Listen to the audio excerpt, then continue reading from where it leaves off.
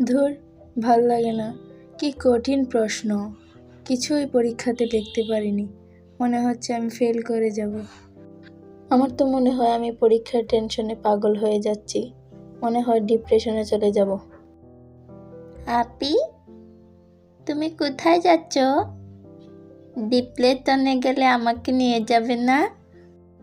তুই আবার এখানে কি করতে এসেছিস? আর ডিপ্রেশনে তো কেউ কাউকে নিয়ে যেতে পারে না বোকা। কেন নিয়ে যেতে পারলে না?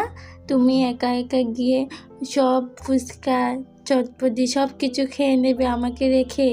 আমি তোমাকে যেতে দেব না, আমাকেও নিয়ে যেতে হবে। আরে তুই এখন আমাকে জ্বালাতন করিস না তো। আমি মরছি আমার পরীক্ষার টেনশনে, তুই এসে আমাকে আবার জ্বালাতন করছিস। এখন এখান থেকে তুই যা তো, নয়তো আমি আম্মুকে ডাকবো। আমি তো তোমাকে জ্বালাতন করতে আসিনি, আম্মুই তো আমাকে পাঠিয়েছে তুমি যেন হাত মুখ ধুয়ে খাবার খেতে আসো। আর তুমি বলছো তুমি একা একা আমাকে রেখে ডিপ্রেশনে চলে যাবে। আমি কোথায় যাব না যাব সেটা তো আমার ব্যাপার, তোকে এখানে কে কথা বলতে বলেছে? আরে কি নিয়ে তোরা আবার ঝগড়া শুরু করলি? আর ইরা, তোকে না বলেছিলাম ইনাকে খাবার খাওয়ার জন্য ডাকতে? দেখো না আম্মু, আপি তো বলছে আমাকে রেখে একা একা ডিপ্রেশনে চলে যাবে। কেন রে, তোর আবার কিসের টেনশন যে তুই ডিপ্রেশনে চলে যাচ্ছিস? কিছু না আম্মু, আসলে আমার মনে হচ্ছে আমি পরীক্ষায় ফেল করে যাব।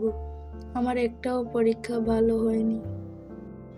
পরীক্ষা ভালো হয়নি তো কি হয়েছে, তাই বলে এত টেনশন করতে হবে?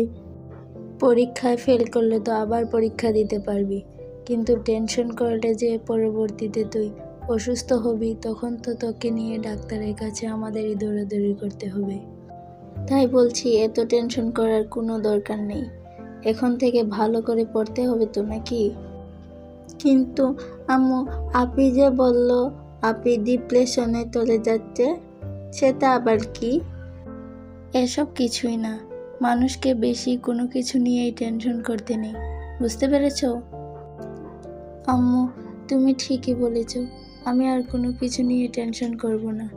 আর এখন থেকে আমি পড়ায় আরও মনোযোগ দেব, আরও ভালো করে পড়ালেখা করব, আর ভালো একটি রেজাল্ট করব।